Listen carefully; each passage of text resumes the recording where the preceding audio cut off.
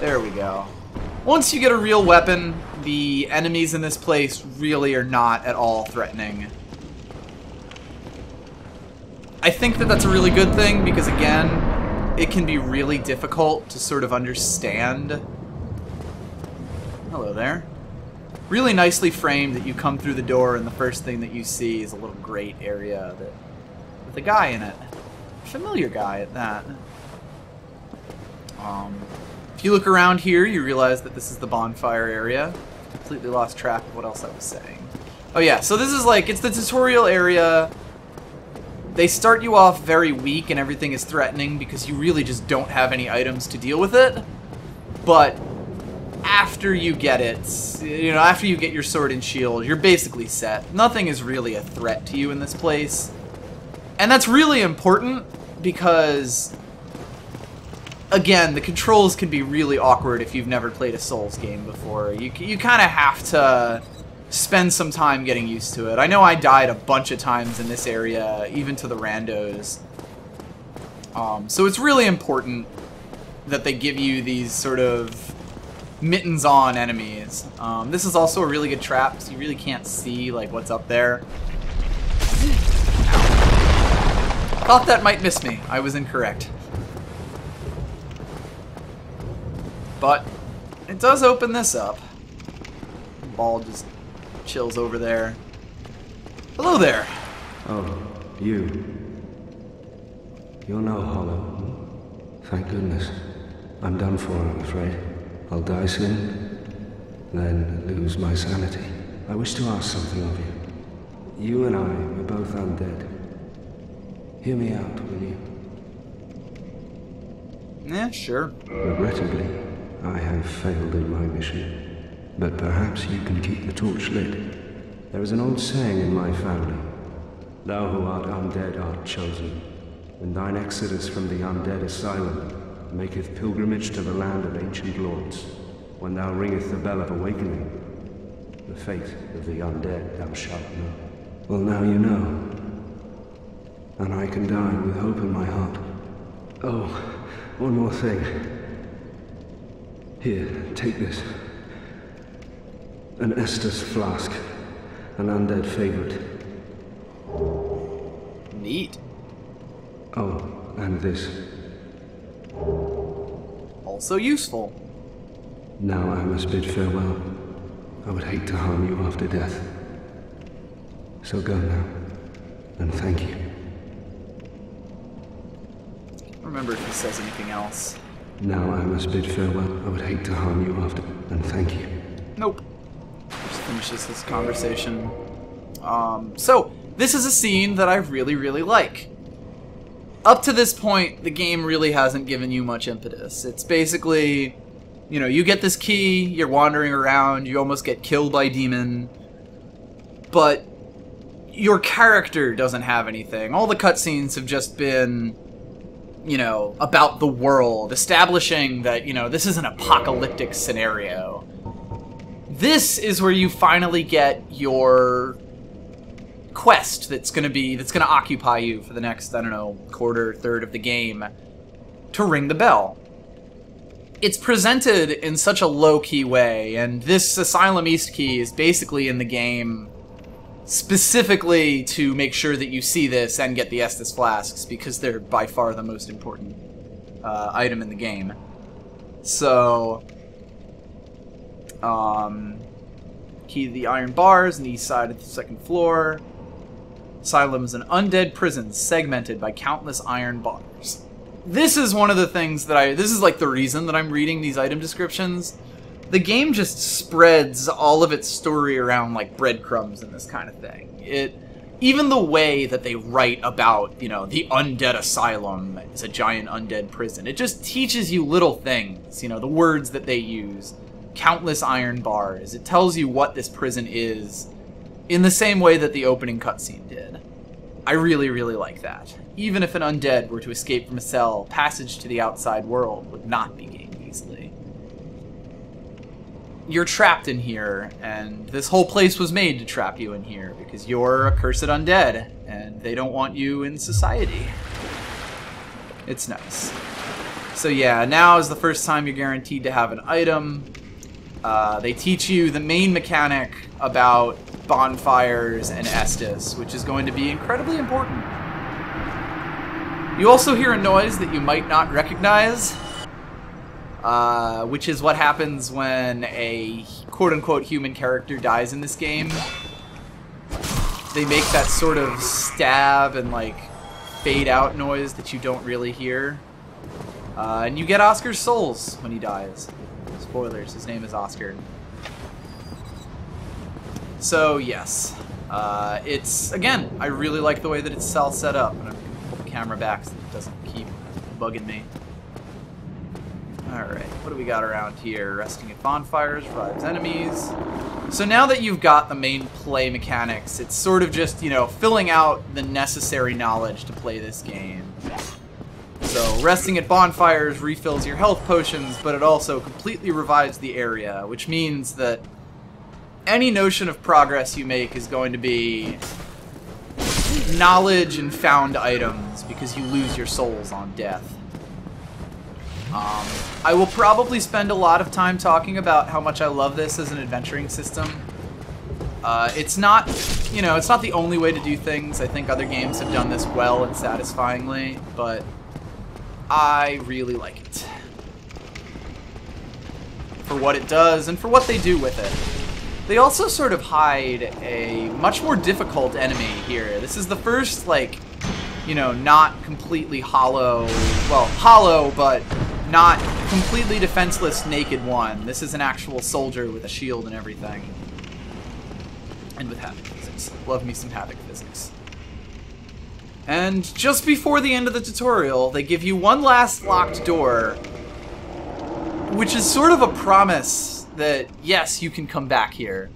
It's really, really subtle, but without this door, you would really have no way of knowing that, hey, by the way, there's a way to get back here. And once we actually do try to get back here, we can see why it's so hard to get back, really. Why it's so well hidden. But it's like that, and the second demon that you fight, or the first demon that we saw wandering around in the basement. But even that, it's really easy to say, oh, that was just the same demon that I fought up here, and that, spoilers, we're about to fight. It's also a really well-placed message. And this is a really well-framed boss fight, so you know what's through this door here. You've kind of realized that you've been walking around it. One thing that I love about this game is just how well framed everything is in it, or how geographically framed everything is. There's a real sense of distance, and like, in general, things are in the direction that you think they are. Things are about as far apart as you think they are. That's something that Dark Souls 2 does not have, and something that I really think it could have done well with. Obviously, they went in a completely different direction, and I don't fault them for that or anything, but I really love the way that the world feels connected in this. So, you know what's through this door. You walk in. You know about the plunging attack, but it's still kind of like, and you can do about half its health like that.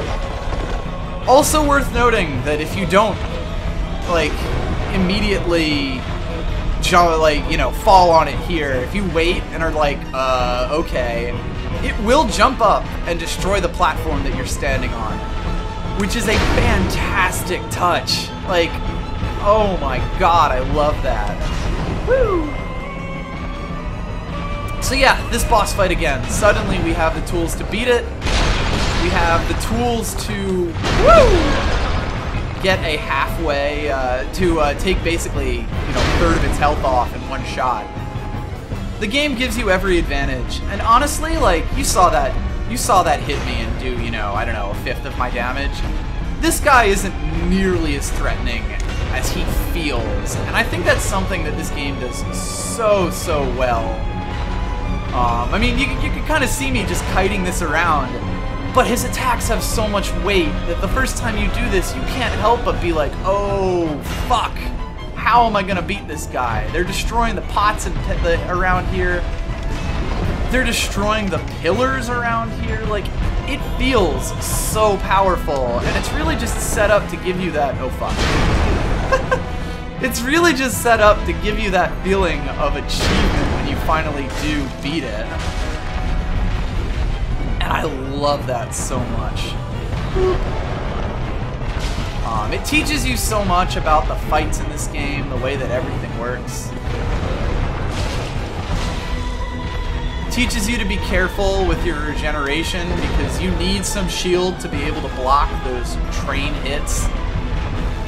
And even then, if you would hit me, please. I'm trying to show something off, dude. Nope, that will break through my shield. But even then, when he swings, you know, when he does the big baseball swings, if he will ever do one of them, like, you don't just block them like you block the hollows. Ow. Sometimes they will just go over your shield. But when he does the big baseball swings, that you don't just block them like you block hollows. You go flying backwards. Like, this whole boss has so much weight to it that as a new player, they make it seem so much more dangerous than it actually is.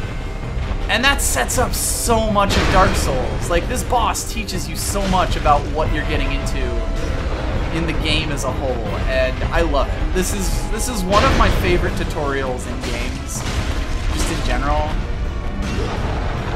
God, I want him to, like, baseball blow me back. This will do it. Yeah, like, look at that. You fall back. Ow. You fall back and do, like, a combat roll to get him. It's so good. Also, I just whiffed on that, but this will give me my opening. And just like that, you beat this and get the Big Pilgrim's Key. And a humanity. The Big Pilgrim's Key is an interesting name for an item. Let's call it that. Inner door to the Undead Asylum main hall. Big key belonging to a chosen undead pilgrim, but this chosen undead knows not what this pilgrim has in store. So, I mean, think about that. We're basically getting the key to get out of this asylum, but it's not called the, you know, asylum key, the asylum main key. It's called the Big Pilgrim's Key. It sets up this whole thing that, you know, you're not really escaping this. You're setting out on a journey, and perhaps in some sense it would have been better if you had just stayed in your cell. And of course, with this, they give you that message, but they also start giving you player messages as well. It's a very pointed part of this. You're not generally going to look back, but when you do, you really start to realize, you know, if you haven't already, that this undead asylum is not being actively maintained anymore. This is, you know, this was a last-ditch effort, and by the looks of things, this effort failed. This place has been completely abandoned. This place is, you know, in just a state of total disarray. And that's your introduction to this world. It really sets up the fact that this is basically a post-apocalyptic wasteland. And it's really important to keep that in mind going forward. Only in the ancient legends it is stated that one day an undead shall be chosen. Oh, so well framed. To leave the undead asylum in pilgrimage to the land of the ancient lords. Lordran.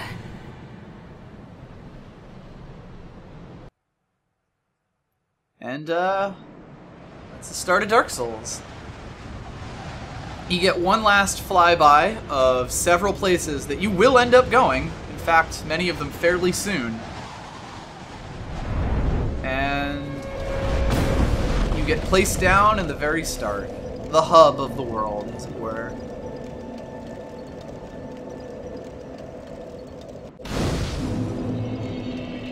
I'm not gonna go, like, too much into how much more I like this game, the way this game sets things up than Dark Souls 2, but I will say here that I really like the whole concept of pilgrimage and the hints at the difficulty, rather than Dark Souls 2, which has an old lady laugh at a whole group of old ladies laugh at you about how you're gonna die so many times. There's kind of like,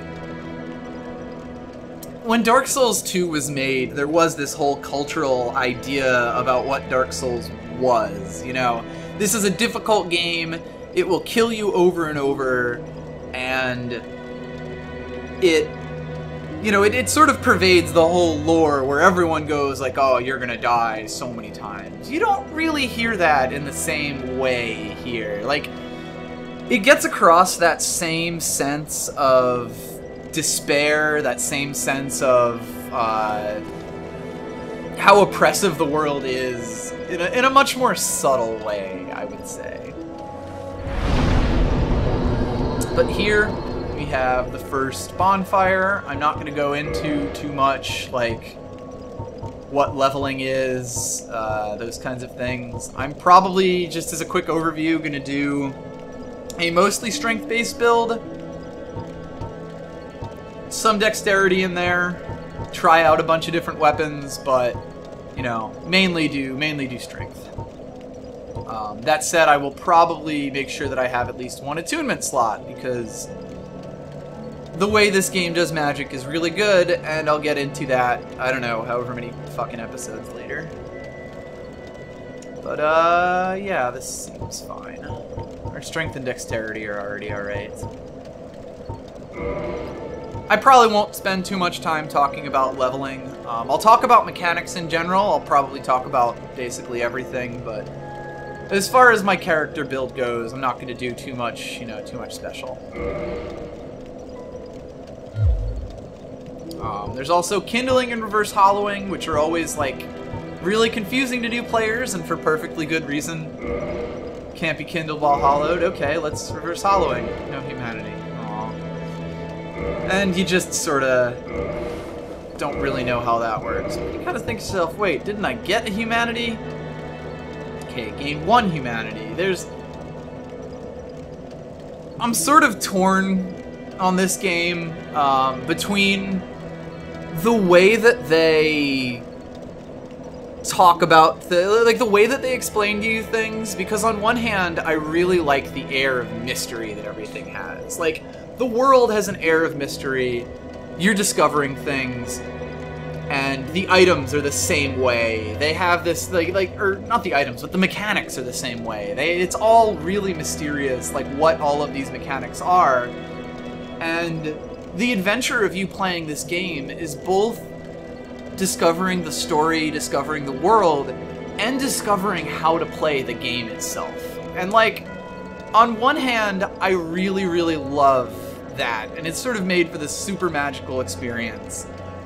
On the other hand, it can be really, really frustrating when you go through half the game without understanding a mechanic, and suddenly it's like, wow, this would have been 20 times easier if I had just known X, Y, and Z. The humanity system, the bonfire kindling system, is definitely one of those things, but let's go to humanity, because this is a very subtly important item, story-wise. This black sprite is called humanity, but little is known about its true nature. If the soul is the source of all life, then what distinguishes the humanity we hold within ourselves?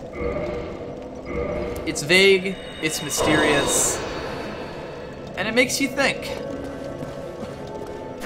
So just grab this, because I know this is 3 humanity. I feel like that used to be double humanity. I guess it's worth noting that I haven't played this game since Dark Souls was Games for Windows Live instead of Steam, so, like, I don't have any of the Steam achievements. So anything that they've, like, patched and changed, I might not necessarily know about. I might remember, like, playing the game on the 360 the first time and the sort of like brutality that was this game beforehand. So I may make comments about things that I think are changed, and then you all can tell me, no, actually it's always been like that.